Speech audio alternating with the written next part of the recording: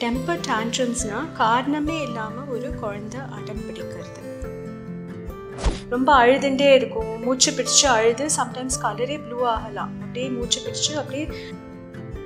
சில குழந்தைகள் அவங்களோட தலையே ஹெட் பேங்க் பண்ணுவாங்க, வால் மேலே இடிச்சுப்பாங்க.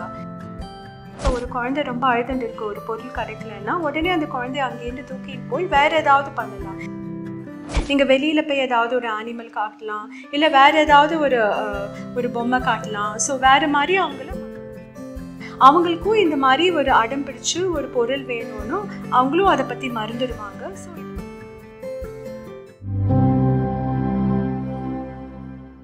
வணக்கம், நான் doctor Lavanya, A4 hospital paediatrician.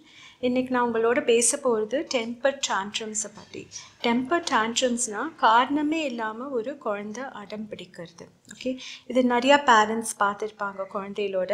இது எந்த ஏஜ் குரூப்பில் நார்மலாக பார்ப்போன்னா 1 வயசுலேருந்து 4 வயசுக்குள்ளாரையும் இந்த மாதிரி பிரச்சனைகளை பார்ப்போம், பிஹேவியரல் ப்ராப்ளம்ஸ் பார்ப்போம்.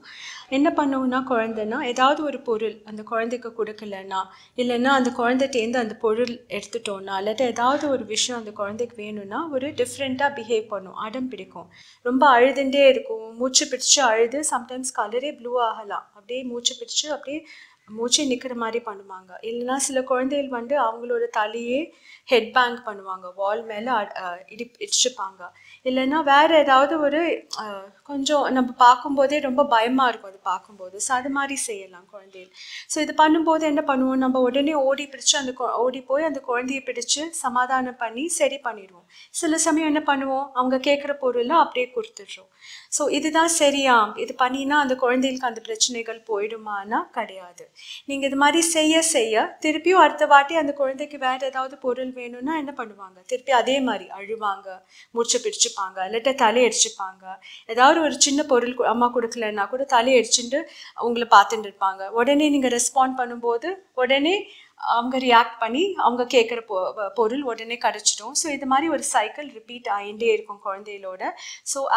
ஸோ நீ என்ன பண்ணணும்னா, அந்த டெம்பர் டான்ட்ரம்ஸும் போது ஒரு குழந்தை ரொம்ப அடம் பிடிக்கும் போது, ரொம்ப அழும்போது அந்த சமயத்தில் நீங்கள் சமாதானப்படுத்தணும். பட் அதே சமயத்தில் அவங்க கேட்குற பொருளை கொடுக்கக்கூடாது. தட் இஸ், நீங்கள் காமாக இருக்கணும்.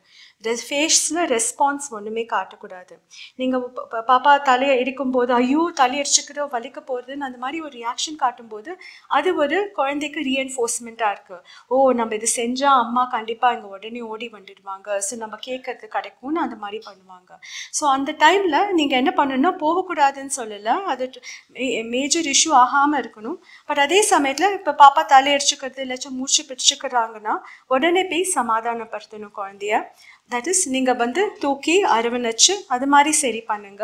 பட் ஃபேஸில் ரியாக்ஷன் காட்டாதீங்க. அதே சமயத்தில் அந்த குழந்தைய நீங்கள் பனிஷ் பண்ணக்கூடாது. தட் இஸ், நீ இது மாதிரி செஞ்ச, ஸோ நான் ஒன்று இது மாதிரி ஒரு பொருள் கொடுக்க மாட்டேன், இல்லாட்டா இது மாதிரி ஒன்று பனிஷ்மெண்ட் கொடுக்க போகிறேன்னு அந்த மாதிரியும் செய்யக்கூடாது. ஸோ நீங்கள் காமாக, தட் இஸ் நிதானமாக ஃபேஸில் ரியாக்ஷன் கொடுக்காம அதே சமயத்தில் குழந்தைய அந்த டேஞ்சர் சுச்சுவேஷன்லேருந்து காப்பாற்றணும். தட் இஸ், மூச்சு பிடிச்சிக்கிறான்னா தட்டி விடணும், உடனே மூச்சு பிடிச்சிக்காமல் இருக்கிறதுக்கு, இல்லைன்னா தலையை பேங்க் பண்ணாமல் இருக்கிறதுக்கு அது மாதிரி உடனே சரி பண்ணணும். பட் அதே சமயத்தில் உங்கள் ஃபேஸில் அந்த ரியாக்ஷன் காட்டாமல் அப்படியே அரவணைச்சு அந்த குழந்தைய சரி பண்ணுமே தவிர அவங்க கேட்குற பொருளை கொடுக்கக்கூடாது உடனே. அதை கொஞ்சம் நீங்கள் டிலே பண்ண அவங்களுக்கு தெரிஞ்சிடும், ஓகே நம்ம இதெல்லாம் ஒன்றுமே செஞ்சால் அம்மா அப்பா உடனே நம்மளுக்கு ரியாக்ட் பண்ண மாட்டாங்க, நம்மளுக்கு உடனே நாங்கள் எங்களுக்கு கேட்குறது கிடைக்காதுன்னு அவங்களுக்கும் தெரியும் இது. ஸோ இதுதான் மெயினாக ரீஎன்ஃபோர்ஸ்மெண்ட் பிஹேவியரல் தெரப்பி இந்த மாதிரி ஒரு டெம்பர் டான்ட்ரம் வரும்போது. பட் இதை தாண்டியும் ரொம்ப டெம்பர் டான்ட்ரம்ஸ் இருக்குன்னா நீங்கள் உங்கள் பீடியாட்ரிஷியனை பார்க்கலாம். சம்டைம்ஸ் அயர்ன் சப்ளிமெண்ட்ஸ் கொடுப்பாங்க இது தவிர்க்கிறதுக்கு.